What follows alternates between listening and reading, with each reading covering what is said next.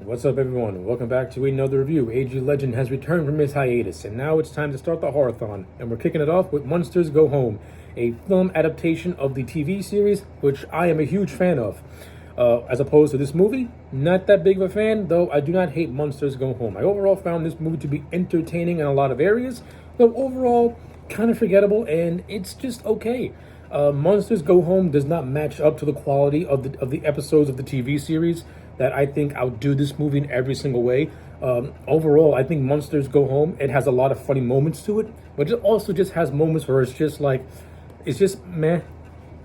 And that's what Munsters Go Home for me. It's a middle of the road type of movie. Not offensively bad by any stretch of the imagination. You do have a lot of good moments and a lot of good gags in this movie, but overall, I just think Munsters Go Home is just okay. I mean, the overall plot line of this movie, Herman finds out that he has English relatives, and they're going to make him an English lord.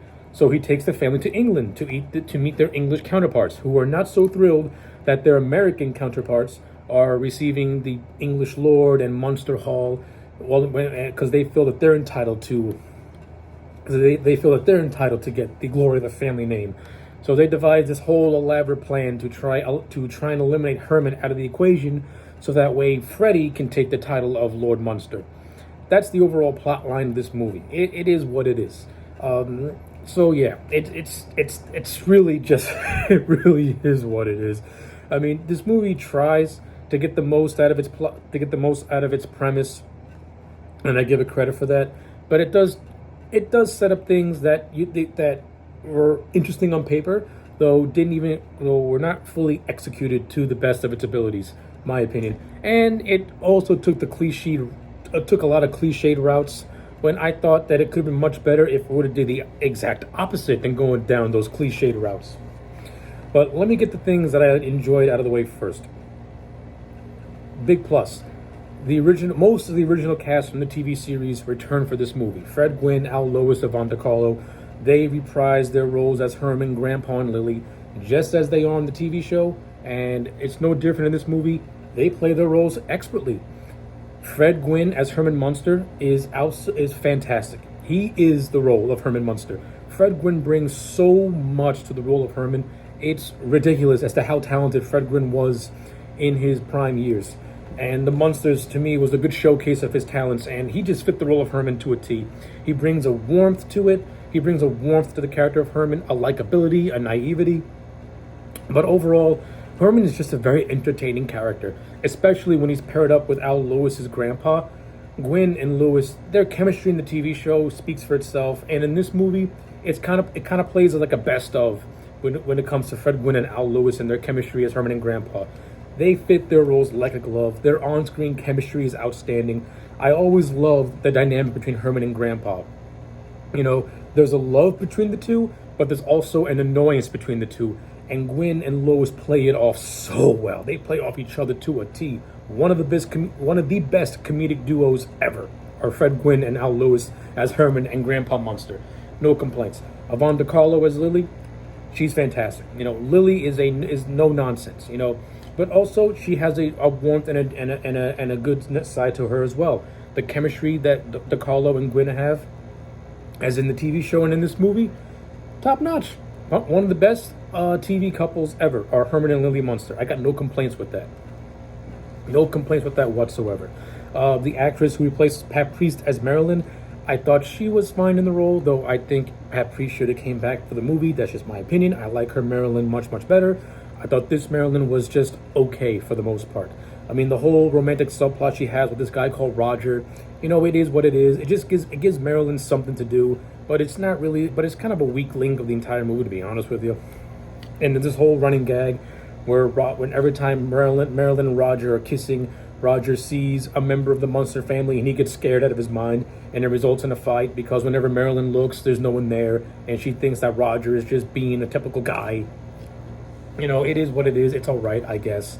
The whole thing of the English Munsters wanting to eliminate their American counterparts. No, some scenes are funny and other scenes are just blah. That's just my opinion. I think the actor who played Freddie Munster, he was okay in some areas, and in other areas, I think he was just, not that funny. A lot of the English Munsters are very just they're like these stereotypical mustache twirling villains. There's no depth to them whatsoever.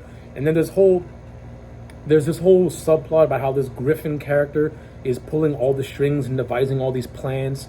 And we find out that that Munster Hall is actually a cover up for counterfeiting money and stuff like that. So like that whole thing is just whatever. And the overall revelation of who the Griffin is just is just whatever as well.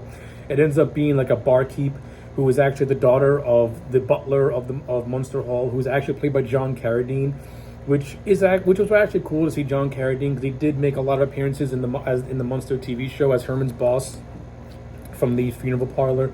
So seeing John Carradine in this movie, it's cool in a way. It doesn't really have enough to do. It just comes across as like a glorified cameo and Easter egg for the fans of the show. But that is what it is. And like I said, the English Munsters, they have their moments where they're okay, but I overall think that they're just not that interesting. A lot of the good stuff really comes from the Munster family. That's where most of the good comedy comes from. And I also think the third act of this movie is also very enjoyable, where Herman enters a drag race, and he has the Dragula race car from the TV show, which was really cool to see.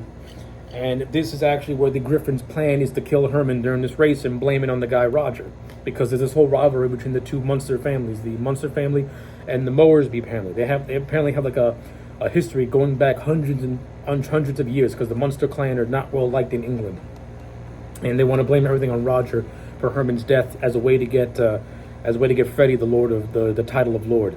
I mean, the third act, it's fun for what it is. It got a little convoluted with Grandpa and Lily riding horseback and Grandpa turning into a werewolf, which was actually set up earlier in the movie.